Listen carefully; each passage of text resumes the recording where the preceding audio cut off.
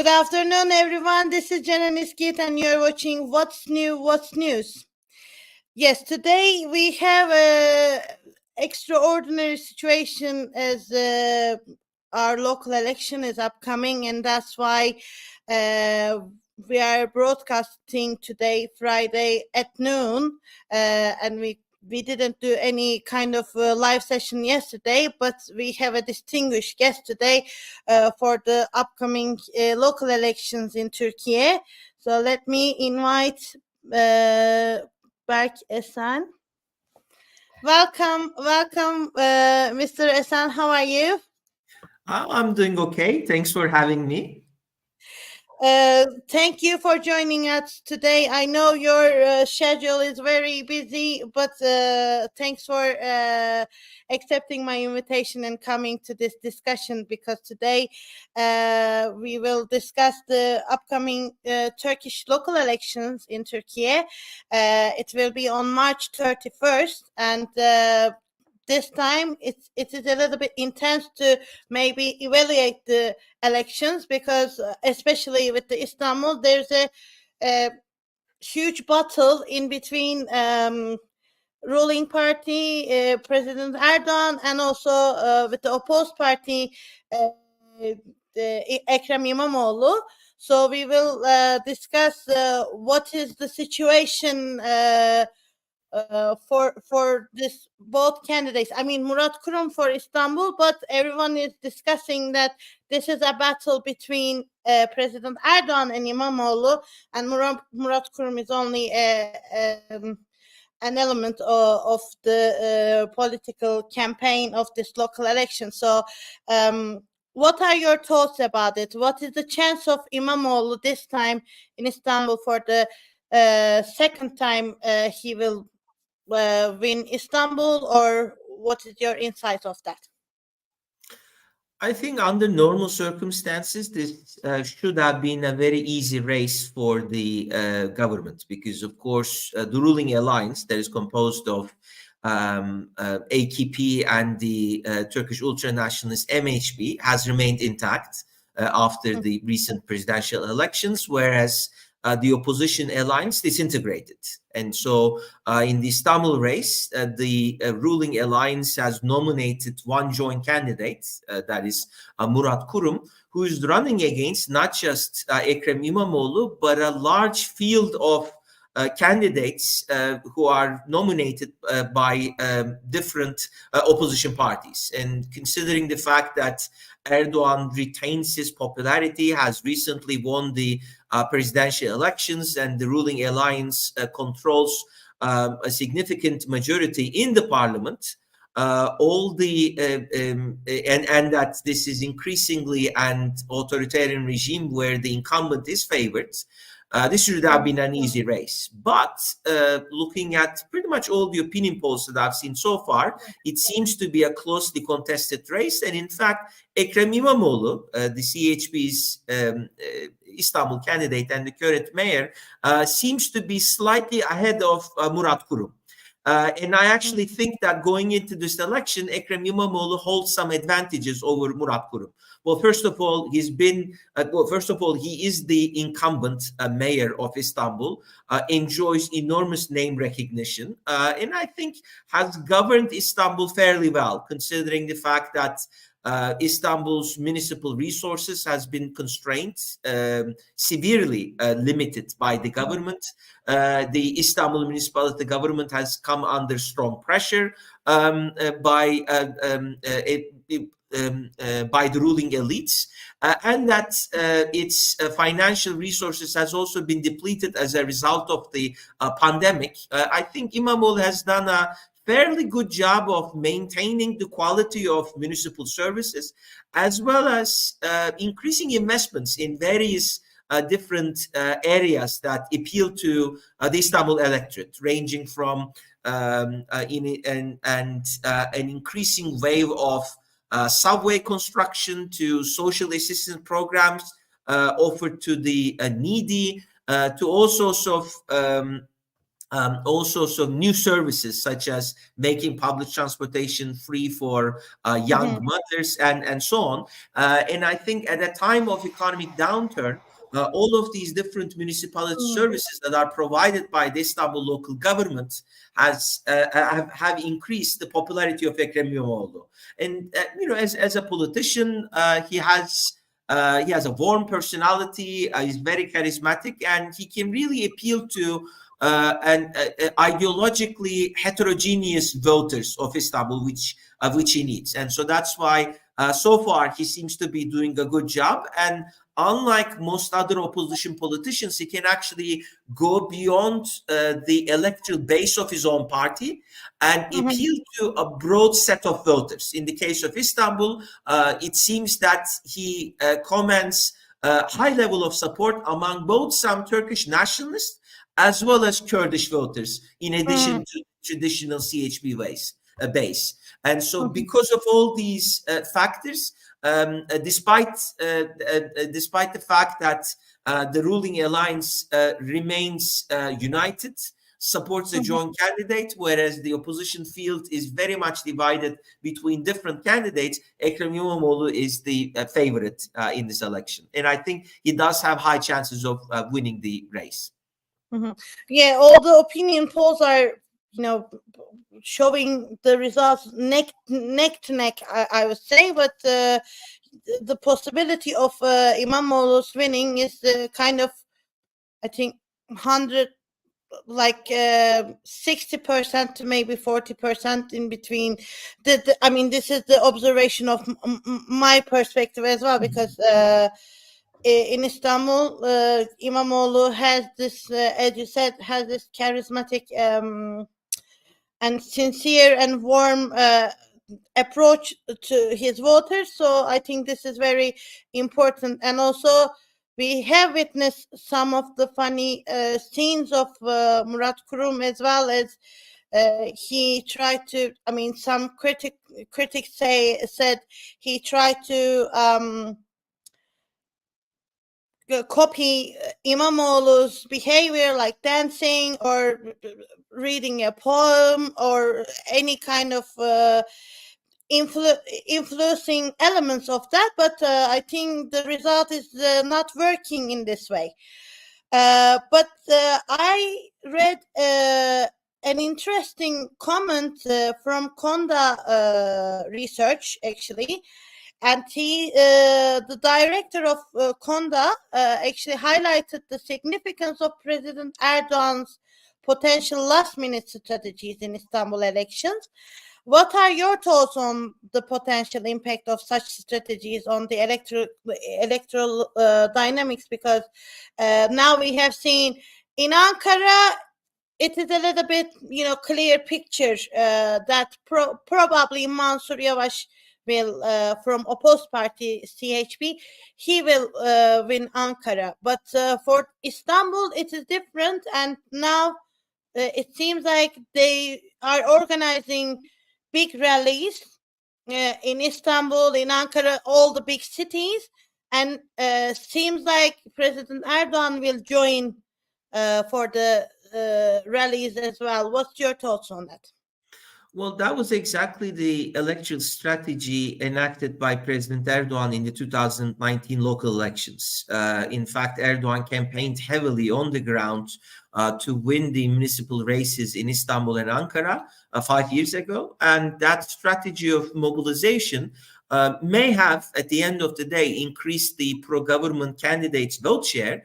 But that mobilization also generated a counter-mobilization by opposition voters who disliked Erdoğan and ended up voting for the opposition candidates because they did not necessarily want to see Erdoğan prevail in these contexts. And because of that reason, Erdoğan, in this electoral cycle, decided to adopt a different strategy. So far, I think he has refrained from campaigning directly for the government candidates in Istanbul and Ankara, and instead has concentrated his attention on conservative parts of the country where the ruling AKP candidates are experiencing strong competition from a minor Islamist party, the so-called New Welfare Party. I think that was a smart strategy because looking at the electorate in these major metropolitan areas such as Istanbul, Ankara,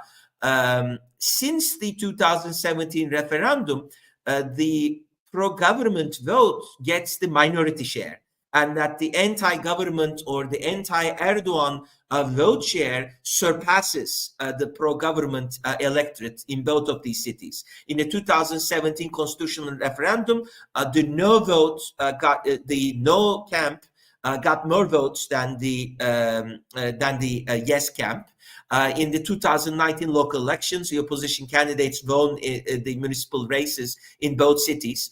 In the recent 2023 presidential elections, Kemal Kılıçdaroğlu, despite the fact that he was seen as a weak candidate, actually surpassed President Erdoğan in both cities. So I think Erdoğan's thinking was that if he were to really campaign heavily on behalf of the government candidates so soon in the campaign, it might consolidate the opposition base as well.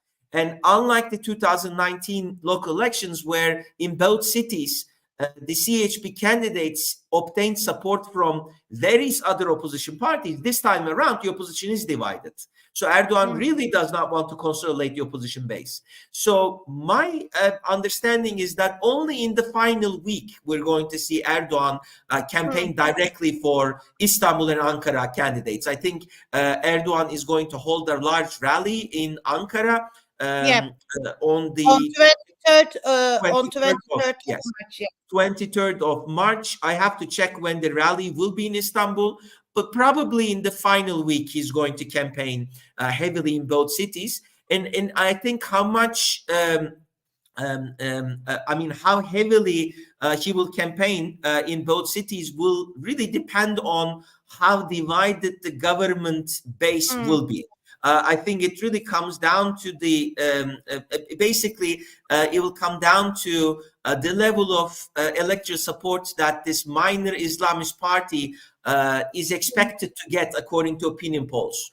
If Erdoğan thinks that this party is not necessarily going to steal a lot of votes from the government candidate, he might actually refrain from joining too much to the campaign in Istanbul, because he knows that the opposition camp is divided and that the only factor that may unite opposition voters is their anger and opposition towards Erdoğan. So that's why that strategy, comes with a risk for Erdoğan as well. And it is for that reason that, in fact, we see Ekrem İmamoğlu himself directly target President Erdoğan rather than the other way around. In the 2019 local election campaign, Ekrem İmamoğlu only talked about local issues, run against his AKP rival, but otherwise refrained from picking fights with President Erdoğan, who remained popular with a large portion of the Istanbul electorate. But this time around, it seems that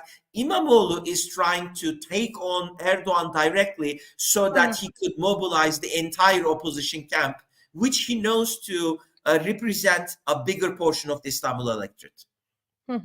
Yes, and one of our audience, actually, Onur Metin, said, as if the old troubles of the country were over, Istanbul election was necessary for AKP to survive, both economically and politically.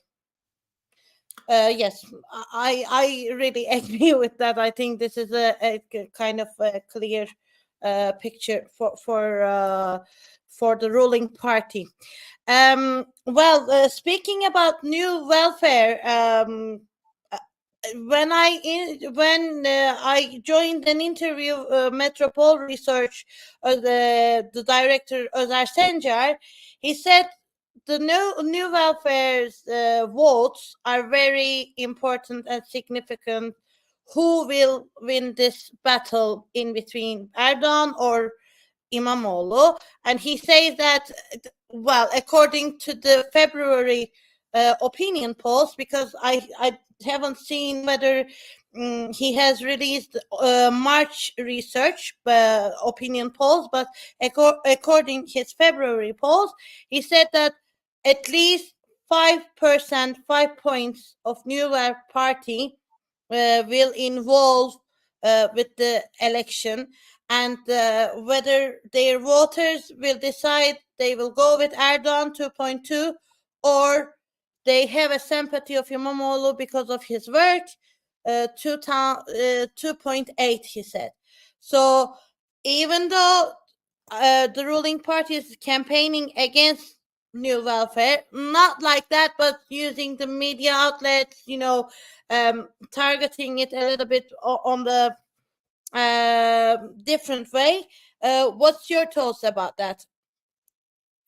Well, the New Welfare Party, I think, constitutes an interesting political phenomena, because this is a minor Islamist party that has adopted even a more radical Islamist agenda than AKP, and has been running against AKP for not necessarily delivering on many cultural and political issues.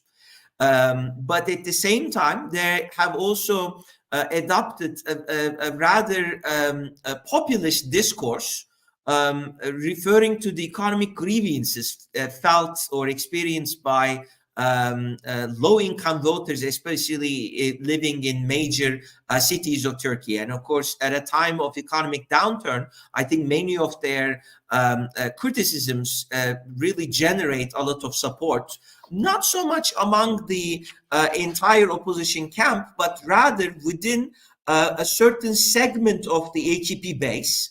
And so pretty much the entire vote share that this party has mobilized in the recent parliamentary elections, and probably in the upcoming local election, come from the government base. And so the New Welfare Party constitutes a major challenge against the ruling party, and presents a very interesting political phenomena. Now, this party was established by Fatih Erbakan, who is the son of the now deceased longtime leader of the Islamist movement, Necmettin Erbakan. So Fatih Erbakan commands a lot of respect, recognition, and visibility within the Islamist base.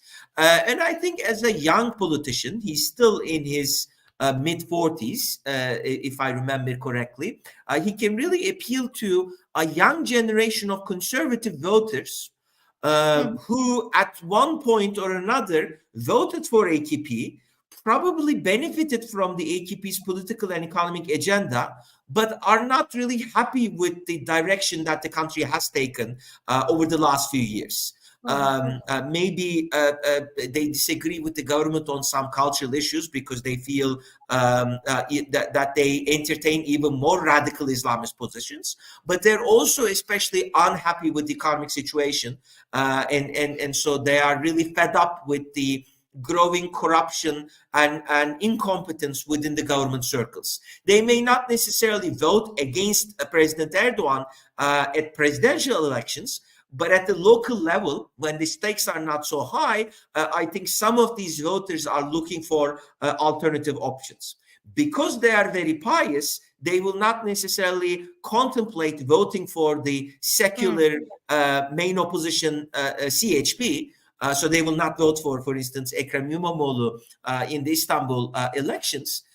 Or they will not necessarily go for some of these other right-wing parties that are embedded within the opposition camp. But the New Welfare Party, which endorsed Erdoğan in the most recent presidential elections, can actually attract their support. And looking at this party's rise over the past 2 years, what really strikes me is how rapidly they expanded their membership figures.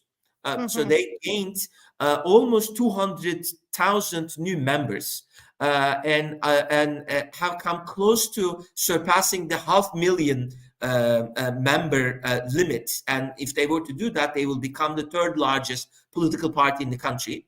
And the New Welfare Party also very strategically recruited candidates who had once ran for office under the AKP list, but in this election cycle were not nominated by the AKP leadership. So I think both the rapid increase in their membership figures, as well as their strategic choice of recruitment among AKP cadres really increase their credibility in the eyes of the AKP voters, particularly in conservative Anatolian provinces.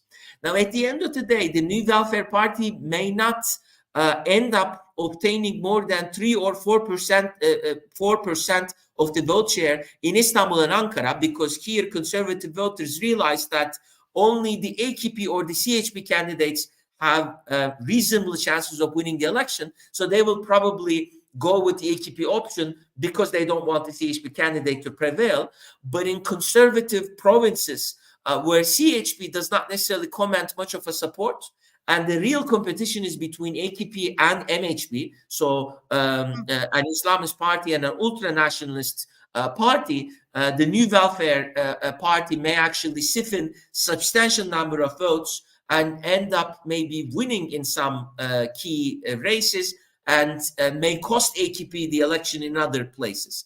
One final thought, of course, in Istanbul, as you also pointed out, the municipal election is a closely contested battle, and probably the margin of victory will be 1 or 2 percentage points. And in that case, the New Welfare Party, if it were to get even 3% of the vote share, that might be enough to throw the election in İmamoğlu's way. And I think that would be a very, very significant result. It may turn the New Welfare Party into a formidable political actor going into the 2028 presidential elections. We might see Fatih Erbakan run for the presidency this time around. He didn't in the recent election. But considering how authoritarian Turkish politics has become, we might actually see Erdoğan take coercive action against the New Welfare Party to prevent its further rise. So the post-election period, we might see some interesting developments within the ruling camp with regards to the New Welfare Party. Well, this is the first time I'm hearing such opinion about that, but it's a little bit, I don't know. We will see. We will follow the developments. Erdoğan himself referred to the upcoming elections as a final for him. How does this perception influence voter behavior and political dynamics leading up to the election, you think? Well, Turkey is, first of all, one of the most polarized countries around the globe. In terms of, for instance, effective polarization levels, I think Turkey stands at the top of the list. Now, in a country that experiences such a high level of polarization, the electorate is clearly divided between the opposition camp and the pro-government camp, such that we don't necessarily see a lot of volatility between these two camps. So whatever Erdoğan says will not necessarily generate any kind of positive or affirmative response from among opposition voters. So I think that statement that you mentioned, Erdoğan contemplating retirement, only appeals to pro-government voters. And I think the reason why he needed to really come out and make such an explicit statement is because in both Istanbul and Ankara races, probably the New Welfare Party is drawing a higher number of votes than Erdoğan initially thought, and that even the 2 or 3 or 4 percentage point that this party gets in both of these local elections might be enough for the AKP candidate to lose. And so Erdoğan is trying to turn what is clearly a local race into a national one. And because he knows that as a politician, he remains much more popular than AKP candidates in both of these elections, he's trying to make a direct personal appeal to the AKP voters, trying to persuade them to vote for the AKP candidates, because that, by extension, will be an endorsement of President Erdoğan. And that the stakes will be even higher if this becomes the last election that Erdoğan enters as the leader of AKP. Now, I don't know whether that will be the case, by the way. Since the 2011 general elections, we have seen Erdoğan, especially on the campaign trail, promise to the voters that this will be his last election, but somehow in each election cycle, he figures out a way to basically run again. And I think if his health allows it, he's going to run for the presidency again in 2028. I don't necessarily think that Erdoğan is the kind of leader who retires voluntarily. Do you think that constitutionally he would be again candidate? Because I think when journalists asked for Ministry of Justice Yılmaz Tunç, they said, would there be any possibility for Erdoğan to be a candidate again for the presidency for the third time? He said that he explained some he referred some constitutional law that there is a chance, there is a possibility of he may run another election for that. And also the critics evaluated that like an early election would come to Turkey again before 2028. What's your thoughts on that? Well, there are two ways that Erdoğan can run for office again, because currently he's constitutionally barred from running for the presidency a third time. According to his own calculations, his first term was between 2018 and 2023, and then now we're in his second term. And because he's barred from running a third time, he should not be allowed to run for office. In fact, one could argue that because he got elected as president in 2014, this is in fact his third time, and that he's breaking the constitution by having already run for the presidency in the 2023 elections. But he sort of, made a constitutional power play by suggesting that because Turkey transitioned to a presidential system in 2017, his presidential term under the new system began in 2018 rather than 2014. But of course, this time around, I don't think that one could really come up with an alternative interpretation. So he should be barred from running for office again. But there are two ways that he can circumvent that. One is early elections. According to the Constitution, if the parliament goes for early elections, then it disrupts the president's second term, and the president gets the chance to run for office again. So they might try to push for early elections to be scheduled by the parliament, or they can amend the constitution and basically abolish the term limit. Both are possible. Right now, of course, the ruling alliance does not command sufficient support in the parliament to amend the constitution or to go for early elections on their own. But of course, they can try to recruit support from other opposition parties. I don't think that the CHP or Turkish Workers' Party will give them that support. But you have some minor Islamist parties that are represented in the parliament. In fact, these are conservative parties that joined the opposition alliance and run for the parliamentary elections under the CHP list. So you have almost 40 some MPs, and Erdoğan can try to make separate deals with these minor conservative parties, or recruit some of these conservative MPs into his own party caucus. That's a possibility. He may try to negotiate with the pro-Kurdish Dem Party, which has again 40 some MPs. So there are some options that Erdoğan can push for. And my reading of Turkish politics is that depending on the outcome of the local elections, we might see Erdoğan increase his political capital even more, weaken and divide the opposition, and go for this power play. Either try to amend the constitution or go for an early election. But of course, in the event of an early election, we're not necessarily going to see that anytime soon.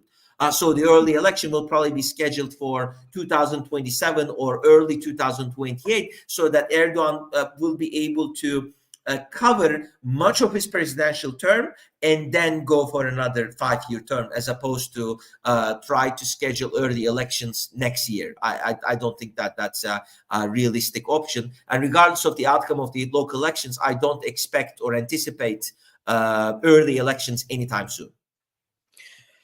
I see. Yeah. The Minister of Justice, he agreed with that as well. There's nothing coming soon that we cannot speak about the early elections, he said. And I think it's economically, I think Turkey is not ready for that anyways, because everything is unstable, and people, probably experts are saying that after the election, probably the currency will increase, and with the Turkish lira, of course, not Turkish lira, with the dollar and euros, and it will turn out very deflation. So devaluation. Devaluation. So I don't think Turkey is ready for anything like that. And speaking about the economical situation status in Turkey, how do you see for this kind of speculations? How do you evaluate that? Whether we will get more poor, or how will this happen, you think? Well, Turkish economy has been underperforming for quite some time. I think since the early 2010s, the growth model that Turkey has adopted is a suboptimal one. Unfortunately, much of public resources as well as private investments are channeled to non-productive sectors of the Turkish economy, in particular construction, energy, mining, healthcare. These are the type of sectors that are dominated by pro-government businesses, and so Erdogan can actually funnel, channel more and more resources to these economic sectors, in the hopes of increasing his control over the Turkish economy and award his allies within the business community, which of course further empower him. So that's why even the Turkish economy continues to grow, or has continued to grow over the past decade, this is not necessarily a very strong growth. And that's why Turkey's GDP per capita has not necessarily increased by much. And since then, especially because of Erdogan's increasing interventions into the management of the economy, erosion of the independence of the central bank, Erdogan's repeated attempts to increase the interest rates in the country, there is very little investor confidence in Turkish economy, and in fact, even many Turkish citizens, if they, if they try to save money, they try to do it not in Turkish currency but rather in foreign currency, in order to make sure that their savings will not lose their value. All of these factors combined have increased the inflation rate, such that, especially in major metropolitan areas, the average living standards has declined a bit. And I think this is the main reason why the ruling party has experienced a decline in its level of electoral support in Turkey's major cities like Istanbul and Ankara since the 2017 referendum. I don't expect this situation to really change in the post-election period, because, of course, many of the structural problems affecting Turkish economy will persist. This is an increasingly authoritarian regime where Erdogan, as the leader of the country, continues to intervene in the economic decision-making process. The interest rate has increased a bit over the last 6 months, and that somewhat stabilized Turkish economy. But of course, it does not necessarily improve the living standards of the low-income voters who experience difficulty because of these decisions. I think the tight monetary policy has chances of continuing after the local election, which is, of course, really bad news for Turkey's low-income voters. So I don't necessarily see how Erdogan can really turn around Turkish economy. Now, having said that, I think there are several different scenarios as to the particular economic strategy Erdogan will pursue after the local elections. I think the results of the local elections will play a determining role in Erdogan's policy choices.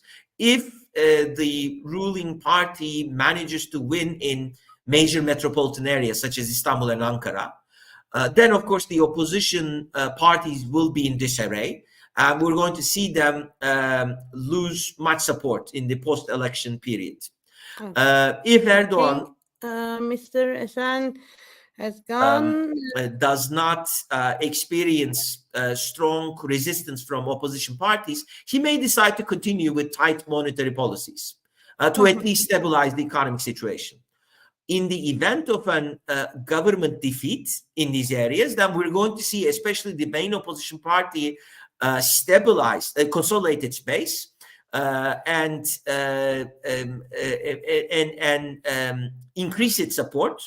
And then Erdogan will probably be forced to make some concessions to his base so that he's not going to lose any more votes. So I think that will play an important role, results of the election. Also, of course, dynamics of the international economy will will shape Erdogan's economic policies.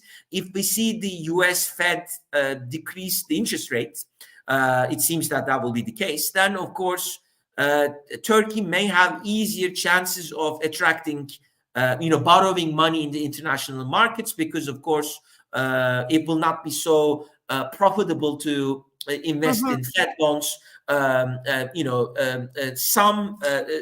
will be higher liquidity in US dollars, and some of that money can come to speculative markets like the Turkish market. So that, I think, will play a role. Erdogan has made a concerted effort to appeal to the Gulf states in the region. Probably after the election, he's going to intensify these efforts.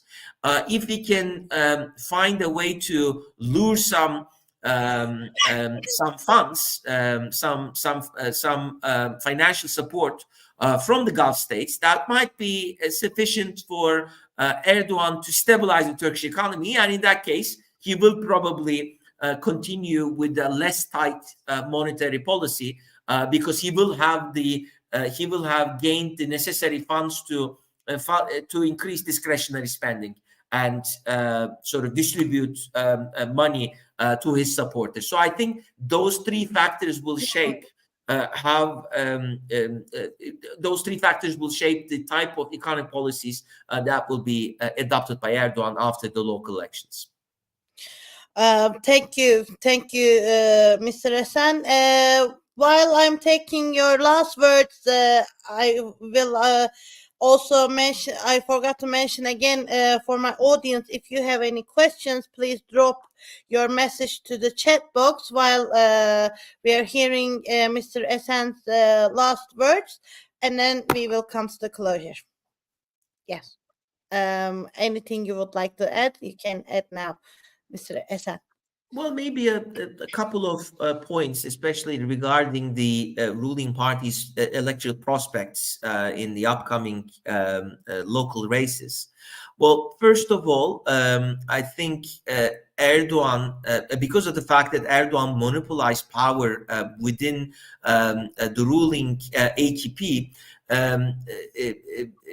this party is experiencing difficulty recruiting competent candidates to retain high level of popular support in the eyes of the electorate. And so looking at many of the candidates endorsed by AKP, I think that they are suboptimal options. And if the government ends up losing the Istanbul race, the Ankara race, and some of these other closely contested races, it'll be partly because of poor candidate selection. For instance, in the case of Istanbul, the government candidate Murat Kurum, even though he's a young politician, does not really have much of a charisma. He's an outsider candidate. He doesn't even come from Istanbul. He's not a career politician, and he has run a lackluster campaign. In Eskişehir, where I think this time around the ruling party had some strong chances of winning the election, the AKP recruited a candidate from an opposition party, and he seems to be doing a poor job. In Ankara, AKP recruited a candidate from an ultranationalist background, and this candidate is not necessarily running a very effective campaign. I think the results will be close. I don't think that Mansur Yavaş is the clear favorite, but I think AKP had better options in that province. So I think, it seems that, and I can say very similar things for other races across the country. It seems that Erdogan's monopolization of power has undermined the organizational capacity of his party, as well as its ability to recruit popular, strong candidates. So I think that that will play an important role. The other point that I can raise is that since the June 2015 parliamentary elections, we've actually seen the opposition camp face the same dilemma. The dilemma is as follows. The opposition vote actually comes close to almost majority of the electorate. So Erdogan commands around 50% of the support, but the rest of the country does not support him. And in fact, his party gets even lower level of support. So for instance, in the most recent 2022 parliamentary elections, AKP's vote share declined to 35%. The challenge for the opposition is to figure out a political formula to simultaneously appeal to 3 different constituencies that are located within the opposition camp: secular middle-class CHP voters, secular Turkish nationalist E-Party voters, and secular Kurdish voters are now represented by DEM Party. Previously, they were represented by HDP. So since 2025, the opposition parties tried to come up with different political formula to figure out a way to appeal simultaneously all 3 of these constituencies so that they can win the election. And they try to do it through joint candidates. They try to do it through a formal alliance, sometimes an informal alliance. In this local election, we're going to see a different political formula on the agenda. The opposition parties have not established a formal alliance. They're not even engaged in an informal opposition coordination. They're all running their own candidates. But in Istanbul and Ankara, the main opposition, CHP, has 2 very popular candidates who are not necessarily endorsed by opposition elites besides the CHP, but are trying to create an alliance at the societal level. If they win the local elections in this cycle, we may see them emerge as national political figures who can directly challenge Erdogan as potential presidential candidates or contenders in the 2028 election cycle. And even though much of the attention is on Ekrem İmamoğlu, I don't want to rule out Mansur Yavaş as well. So, there is a political scenario on election night of İmamoğlu losing the Istanbul race by a very small margin and Mansur Yavaş winning in Ankara, or the other way around, or both of them winning the local elections. And depending on which scenario materializes, we might actually see 1 or 2 of these figures seek the presidential candidacy in the 2028 elections. And I think both of these candidates, but particularly İmamoğlu, will be a very formidable rival to Erdogan. So probably if Erdogan or if the ruling party loses the local elections, we might see some tough decisions being made by Erdoğan. He may try to take coercive extra-constitutional action against İmamoğlu, try to ban him from politics.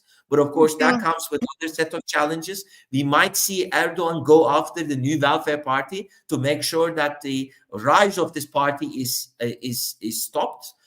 We might see Erdoğan make an appeal to the pro-Kurdish party or İYİ Party in order to strengthen his ruling alliance. So all bets will be off if Erdoğan's party loses the local elections, and I think it'll be a very interesting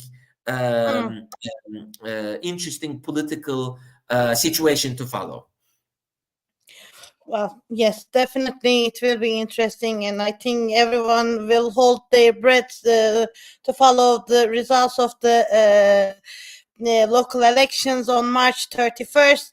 Mr. Esen, thank you very much for joining me today's discussion. I think we had a really good insights coming from your end, and I really appreciate that. Thank you so much. Thanks for having me. Thank you. Well, yes, we have an election ahead coming on March 31st, and Mr. Berk Esen shared his insights and shed a light how the possibilities of the results of the election. So we will definitely see how it goes. Yes, this week we come to an end for our YouTube live sessions. Please do not forget to subscribe and like my videos, and also share your thoughts with me. Your thoughts are really important. Thanks for the audience today. Actually, they interact with me. Please do not hesitate. If you have any questions in our YouTube live sessions, please share your thoughts with me. Till then, have a lovely weekend and see you next week. Bye-bye.